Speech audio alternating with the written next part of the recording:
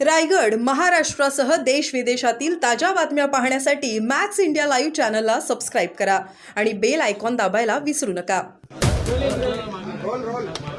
समन्वय समितीची आजची बैठक तिन्ही पक्षाचे प्रमुख नेते आदरणीय रवींद्र चव्हाण साहेब, बावनकुळे साहेब, मुश्रीफ साहेब, शंभूराज, मी स्वतः, उदय सामंत यांची प्रदीर्घ बैठक या ठिकाणी झाली। आगामी येणाऱ्या स्थानिक स्वराज्य संस्थांच्या निवडणुकांमध्ये महायुती म्हणूनच राज्यभरामध्ये एकत्रितपणाने सामोरं जावं अशी आमची धोरणात्मक चर्चा झाली। 17 तारखेपर्यंत अर्ज भरण्याची प्रक्रिया त्या ठिकाणी आहे। 18 तारखेला पुन्हा एकदा महायुतीची एक पत्रकार परिषद सुद्धा त्या ठिकाणी होईल।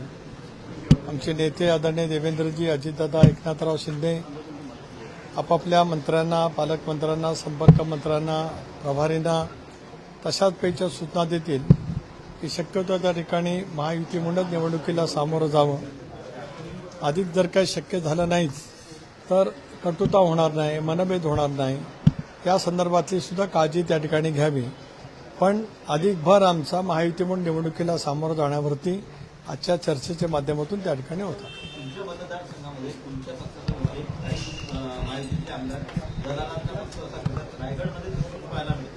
आहे, मला मान्य आहे, पण शेवटी मी प्रदेशाध्यक्ष आहे, त्यामुळे या कुठल्याही विषयावरती मी काही बोलणार नाही।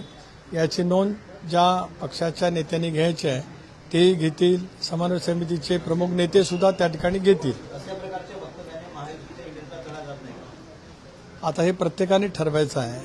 आपल्या वक्तव्यामुळे, आपल्या कृतीमुळे महायुती म्हणून राज्यभरातल्या जनतेने जे आम्हाला प्रचंड बहुमत दिलेलं आहे, जे आजवर स्थापनेपासून मिळालं नव्हतं, त्याला धक्का कसा पोचणार नाही, सामंजस्य कसं राहील, याचा प्रयत्न होणं अत्यंत आवश्यक आहेच। पण मी स्वतःच प्रदेशाध्यक्ष असल्यामुळे या कुठल्याही विषयावरती मी भाष्य आजही नाही करणार आणि माझ्या जिल्ह्यामध्ये असताना सुद्धा या विषयावरती मी कधी भाष्य करत नाही। तटकरे साहेब, येणाऱ्या निवडणुकीसंदर्भात संपूर्ण रणनीती ठरवली जाते, परंतु दोन्ही राष्ट्रवादी ज्या पद्धतीने स्थानिक स्वराज्य निवडणुकीसाठी एकत्र येत आहेत, या संदर्भात महायुतीच्या इतर पक्षांचं म्हणणं काही आहे, ते सकारात्मक आहेत का? नाही, या संदर्भातली काही चर्चा आज त्या ठिकाणी झाली नाही। बाय अँड लार्ज इतर महायुतीलाच कसं समर्थन मिळेल, पाठबळ मिळेल, याचा प्रयत्न केला गेला पाहिजे। ते करण्यासाठीच आमचे सगळे पालकमंत्री, संपर्क मंत्री या सर्वांनीच ज्या ज्या ठिकाणी प्रभारी नेमलेले आहेत ते सर्वांनीच प्रयत्न करावा आणि या सगळ्याचा आढावा 17 तारखेपर्यंत होईलच, कारण 17 तारखेपर्यंत नामनिर्देशन पत्र भरण्याची शेवटची तारीख आहे।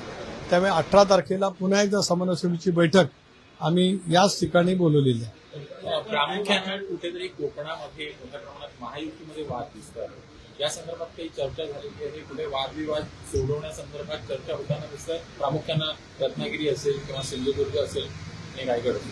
नाही, या संदर्भामध्ये जरूर समन्वय समितीचे नेते म्हणून त्या ठिकाणी बोलण्याचा प्रयत्न करतीलच, पण आवश्यकता वाटली तर माननीय मुख्यमंत्री आणि दोन्ही उपमुख्यमंत्री यांनी सुद्धा याच्यामध्ये लक्ष घालावं आणि महायुतीमध्ये कटुता वाढणार नाही, महायुतीमध्ये कोणाही पक्षाच्या प्रमुख नेत्यांच्याकडून मनभेद होणार नाही, या दृष्टिकोनातून आम्ही त्या ठिकाणी चर्चा केली। सर, मगाशी अंजली दवाने येथे होत्या, पार्थ पवारांचं जे जमीन प्रकरण आहे, तर ते असं म्हणाले की अजित पवारांनी पालकमंत्रीपदाचा पुण्याच्या आणि उपमुख्यमंत्रीपदावरून राजीनामा देणं अपेक्षित आहे।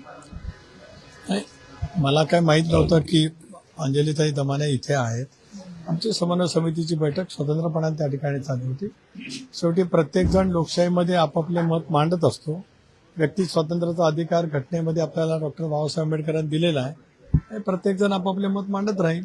शेवटी या प्रकरणाच्या संदर्भामध्ये राज्य सरकारने एक उच्चस्तरीय समिती नेमलेली आहे आणि त्या समितीचा अहवाल येईल।